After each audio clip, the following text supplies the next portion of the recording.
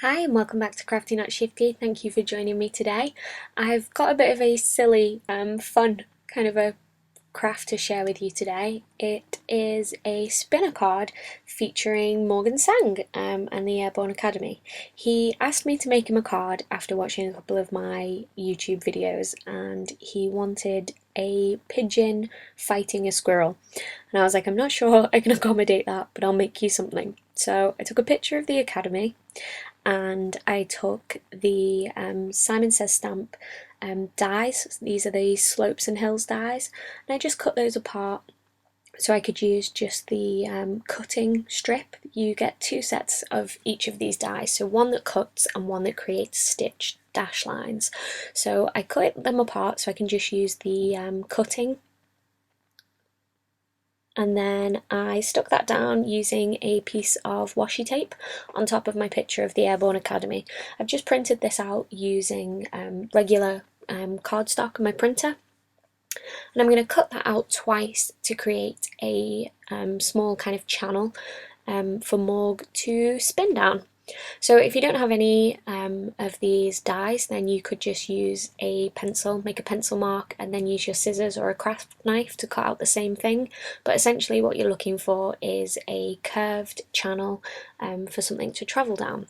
So I've seen a lot of spinner cards that have kind of flowers and sunshines and are kind of a little bit girly, but I figured since Morgan is really into free running, he's always kind of in this exact position, to be honest, in the Airborne Academy. He's almost always upside down. In fact, at Christmas, the Airborne Academy had an upside down Christmas tree because it made sense to a lot of their athletes to have the Christmas tree upside down. So yeah, I figured I'd make this card a spinner with him as the item that spins. So I'm just taking my scissors and cutting apart the rest of that section, and I'm going to keep that piece. I'm going to bring in a piece of black cardstock, and I'm just going to lay the printed photograph over the top and try to kind of centre that up so I know where to stick down the section that we cut out. So I'm going to use some wet glue. I've got the Tombow Mono Multi Liquid Glue, and I'm just going to stick that down to the black cardstock in the channel that's left behind. So what we're going to want to do is have that on the base of the card, and then the rest of the photograph will be popped up, and that will give some space between the background and the photograph section to allow the spinning mechanism. So sorry, you can see a bit of a black wire on the side there, and my camera battery was dying while I was making this, and I'm making this kind of late at night. I wanted to get it done today so I can give Morg the card tomorrow, so it's a little bit rushed. I've never made a spinning card before, so I certainly learnt a lot while I was making it. Essentially, I suppose my top tips would be make sure you've got enough of the 3D foam tape, so that's what I'm putting down on the back here. I originally started with one layer of the 3D foam tape, and I quickly found that one layer wasn't enough. You also want to make sure that you don't cover up any of that channel that you want the spinning mechanism to run down, so you want to leave a nice gap either side of those cut lines where there's no tape. Okay, so for the spinning mechanism, before I get to that, sorry, I'm just going to cut out Morg. So I hope he doesn't mind, I took one of his old profile pictures where he's spinning, and I printed that out, and that's going to be the spinning mechanism on the front. And in order to create the spin, I originally took two 5p pieces and I stuck those together using a foam dot. I did later on find that it actually worked better with a penny because it's got a broader surface and it's a little bit thinner, but because the Morg that I'd printed out was so small, I had to use a 5p piece on the front. Okay, so I'm just placing, I haven't taken off any of the backing of the foam tape. I'm just kind of doing a dry run. I'm placing it on top of the black panel and seeing if I can get that 5p piece to kind of spin down the channel that I've created. And I found that it worked okay, so I stuck Morg onto the front and I peeled off all of the backing there. To make it a little bit better, to give a little bit more room, I actually doubled up all of that foam tape. So I did that just off camera, and I'm peeling the backing off the second piece. So each one of those pieces of foam tape is doubled up, so there's a double layer of thickness, just to make sure there's enough room for that coin to spin in between the card base and the photograph.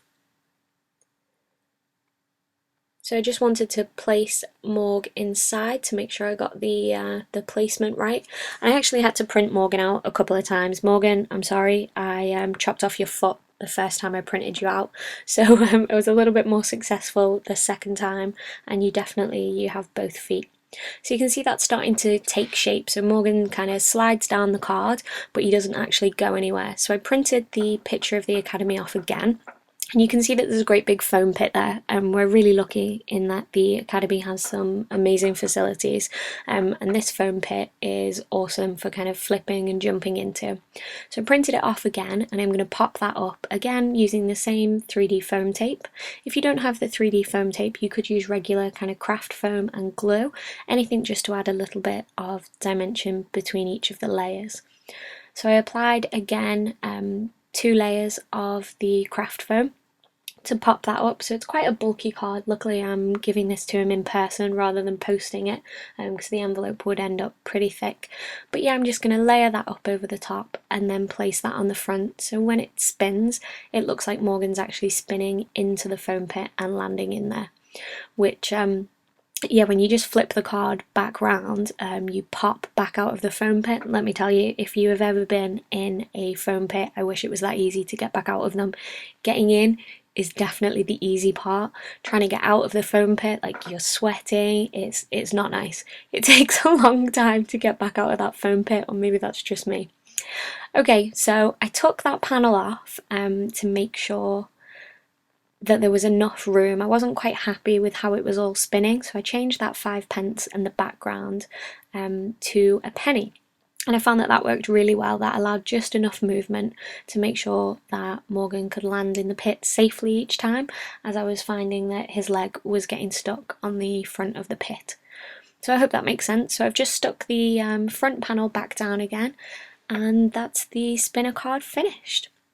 I'm just going to apply that to a craft card base. The whole card measures 5 inches by 7 inches. I haven't done any stamping or anything to finish this card off, so it's not like the videos that I usually share, but I was quite happy with how the spinner mechanism turned out, and I think it's quite nice to see a spinner that isn't just kind of a flower or a sunshine or a daisy. This is pretty much exactly what Morg does when he's spinning into the pit. So I hope you've enjoyed watching. If you want to know any, more about the Airborn Academy, I do have a link to their website and their YouTube in the description below. And if you want to see more videos from me, do hit the like button and subscribe, and I'll see you again next time. Bye!